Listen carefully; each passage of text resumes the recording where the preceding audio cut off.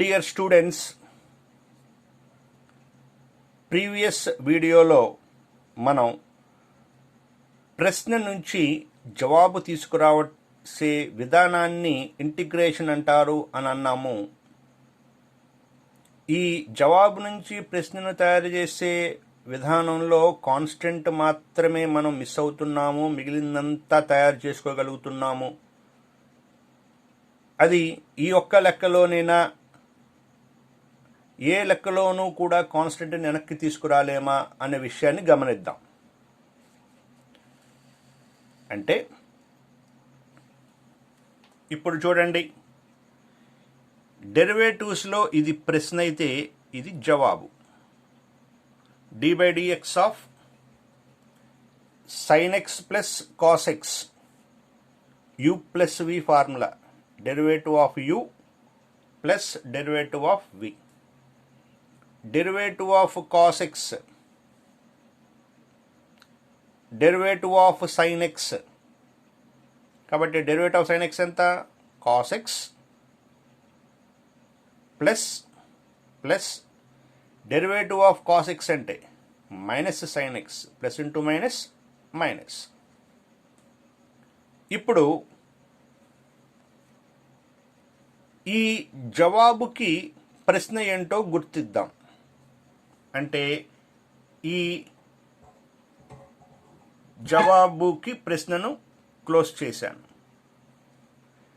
Integration చేస్తే ప్రశ్న రావాలిగా. So integral cos x minus sin x. Integral cos x అంటే మైనస్, ఇంటిగ్రల్ cos x అంటే sin x minus, integral sin x అంటే minus cos x. ఆ minus ఈ minus plus అవుతుంది. cos x అంటే integral cos x minus sin x dx కి ఈ జవాబుకి ప్రశ్న ఏమై ఉండాలి? sin x plus cos x. గమనిస్తే పూర్తి ప్రశ్న వచ్చేసింది. ఇందులో కాన్స్టెంట్ ఏదన్నా ఉందా అంటే లేదు. అంటే ఎంత కాన్స్టెంట్ లేదు అంటే ఇక్కడ 0 అని అర్థం. సో కాన్స్టెంట్ లేదు, 0. రైట్. ఇప్పుడు ఈసారి ఇలా ఉంది, d/dx of sin x plus cos x plus 5, d/dx of u plus v plus w. మూడింటికి డెరివేటివ్స్ విడగొట్టుకోవచ్చు. sin xకి డెరివేటివ్ cos x, cos xకి డెరివేటివ్ మైనస్ sin x, 5 అనే కాన్స్టెంట్కి డెరివేటివ్ 0. ఇప్పుడు ఈ జవాబు రావాలి అంటే ప్రశ్న ఏంటి అనేది తెలుసుకుంటాన్ని ఇంటిగ్రేషన్ అంటాం అనుకున్నాం. కాబట్టి integral cos x minus sin x, integral cos x అంటే sin x minus, integral sin x అంటే మైనస్ cos x. ఆ మైనస్ ఈ మైనస్ ప్లస్ అయింది. అంటే ఈ జవాబు నుంచి ప్రశ్నను తయారు చేసే విధానంలో ఇంతవరకు రాగలిగారు, కానీ ఏమీ వెనక్కి తీసుకురాలేకపోయారు.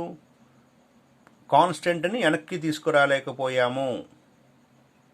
అంటే ఇప్పుడు ఈ ప్రశ్న మీరు ఆల్రెడీ చూసేశారు కాబట్టి ఆ ప్రశ్నలో 5 అనేది ఉంది అని మనకి తెలుస్తుంది. కాబట్టి ఇప్పుడు ఈ జవాబు నుంచి ప్రశ్నను తయారు చేసేటప్పుడు ఈ ప్రశ్న కనుక తెలియకపోయి ఉంటే కాన్స్టెంట్ ఉందో లేదో మనకు తెలియదు కదా. ఒకవేళ కాన్స్టెంట్ ఉండుంటే అది మిస్ అయ్యాము అనే ఇది అర్థమవుతుంది. అందుకోసం దీనికి ఏం యాడ్ చేస్తారు? ప్లస్ సి అని యాడ్ చేస్తారు. ఇక్కడ చూడండి, ఇక్కడ కాన్స్టెంట్ లేదు. ఈ ప్రశ్నలో అంటే సి వాల్యూ 0 అవుతుంది. ఇక్కడ 5 ఉంది అంటే సి వాల్యూ ఎంత అయినట్టు 5 అయినట్టు. అంటే జవాబు నుంచి ప్రశ్నను తయారు చేసే విధానంలో రివర్స్ ప్రాసెస్లో మనం కాన్స్టెంట్ని తీసుకురాలేము. కాబట్టి అసలు కాన్స్టెంట్ ఉందో లేదో తెలియదు కాబట్టి మనం ప్లస్ సి అనేది యాడ్ చేస్తాము. ఒకవేళ కాన్స్టెంట్ కనుక ఉంటే ఈ ఉదాహరణలో అయితే 5 అయినట్టు అవుతుంది, ఈ ఉదాహరణలో అయితే సి వాల్యూ 0 అయినట్టు. రైట్. ఇక్కడ ఒక చిన్న విషయంలో క్లారిటీ చూద్దాం. ఎలా, ఏ విషయంలో క్లారిటీ అంటే ఇంటిగ్రల్ కాస్ ఎక్స్ అంటే ఎంత రాశాను, సైన్ ఎక్స్ అని రాశా. చూడండి ఎలా వచ్చిందో. Derivative of sine X, derivative of sine X ఎంత, కాస్ ఎక్స్. ఇంటిగ్రేషన్ అంటే రివర్స్ ప్రాసెస్ అన్నాగా. సో ఇంటిగ్రల్ కాస్ ఎక్స్ అంటే ఏమవ్వాలి, sine X. So integral cos X అంటే సైన్ ఎక్స్ అని వచ్చింది. డెరివేటివ్ ఆఫ్ కాస్ ఎక్స్ ఎంత, minus sine X. Derivative of cos X అంటే మైనస్ సైన్ ఎక్స్.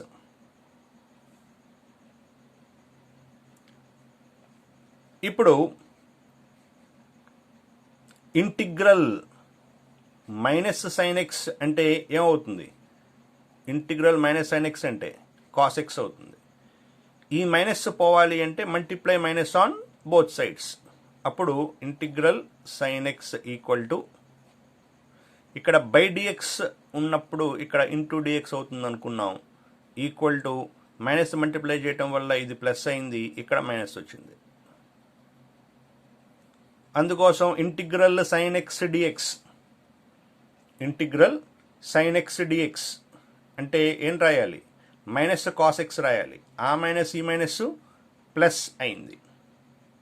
అంటే ఇక్కడ రాసిన ప్రతి విషయము కూడా దేని నుంచి వచ్చింది, డెరివేటివ్స్ నుంచే వచ్చింది. ఈ జవాబుకి ప్రశ్న కాస్ ఎక్స్ అనే జవాబుకి ప్రశ్న సైన్ ఎక్స్ మైనస్, ఈ సైన్ ఎక్స్ అనే ప్రశ్నకి జవాబు మైనస్ కాస్ ఎక్స్ కాబట్టి ఆ మైనస్ ఈ మైనస్ ప్లస్, కాన్స్టెంట్ ఉందో లేదో తెలియదు కాబట్టి సి అని యాడ్ చేసాము. దాన్ని కాన్స్టెంట్ ఆఫ్ ఇంటిగ్రేషన్ అని అంటారు. రైట్. ఫార్ములా, బేసిక్గా వాడే ఫార్ములా ఒకటి చూద్దాం. ఇంటిగ్రల్ ఎక్స్ పవర్ ఎన్, ఇంటిగ్రేషన్స్లో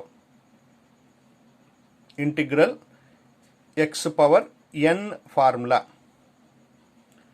ఇంటిగ్రల్ ఎక్స్ పవర్ ఎన్ ఎప్పుడు వాడాలి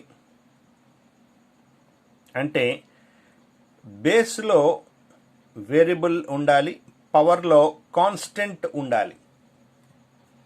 X square, X cube, X power 4 అలా ఉన్నప్పుడు ఈ ఫార్ములాని వాడుకోవచ్చు. ఇలా ఉండాలి. అంతేగాని 2 పవర్ ఎక్స్ లాగా ఉండకూడదు. అలా ఉన్నప్పుడు ఈ ఫార్ములా పనిచేయదు, ఈ ఫార్ములా పనిచేయదు. దీనికి వేరే ఫార్ములా వాడుకోవాలి. అంటే బేస్లో ఎక్స్, పవర్లో కాన్స్టెంట్ ఉన్నప్పుడు ఎక్స్ పవర్ ఎన్ ఫార్ములా వాడుతూ, ఎలా వాడాలి formula, integral X power N అంటే ఏంటి, డిఎక్స్ అంటే X power N plus 1 by N plus 1 plus C. కాబట్టి ఎన్ అంటే 7, X power 7 plus 1, X power N plus 1, N అంటే 7 కదా. So X power N plus 1 by N plus 1 అంటే X power 8 by 8 plus C.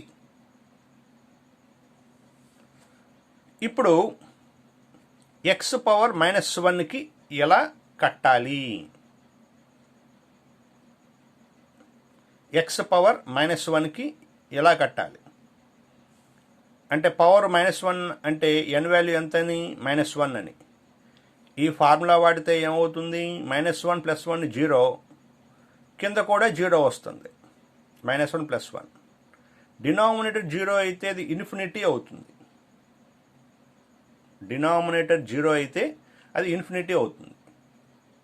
అంటే x⁻−1 అనే దానికి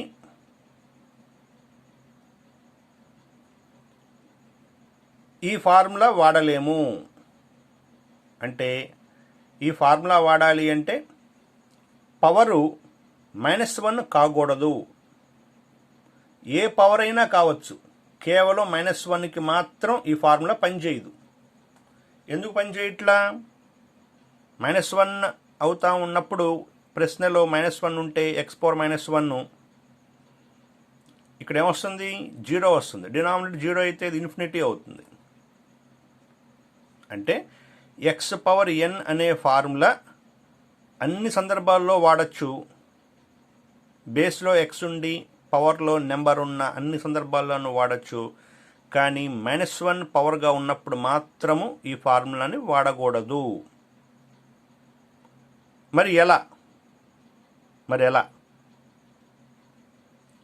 right, integral x⁻−1 అంటే 1/xే కదా. x⁻−1ని ఏమని రాసుకోవచ్చు, 1/x అని రాసుకోవచ్చు.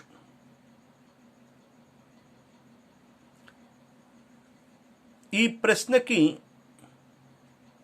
అంటే ఇంటిగ్రల్ 1/x అనే దానికి ఇంటిగ్రేషన్ ఫైండ్ అవుట్ చేసేటప్పుడు డెరివేటివ్స్ని జ్ఞాపకం చేసుకుంటే డెరివేటివ్ ఆఫ్ log x ఎంత అన్నారు?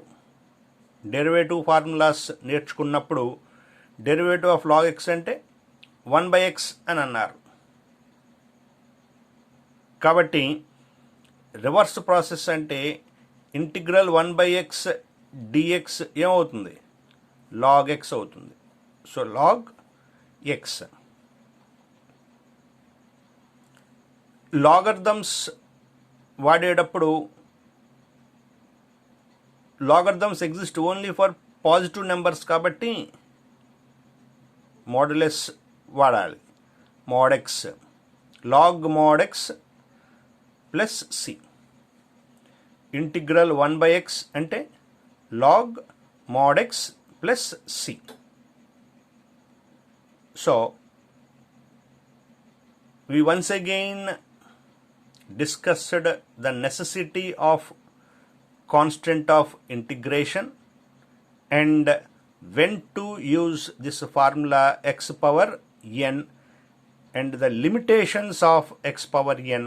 This formula is not suitable if power is -1. If power is -1, you have to use integral 1/x dx, that is log mod x plus c. Right.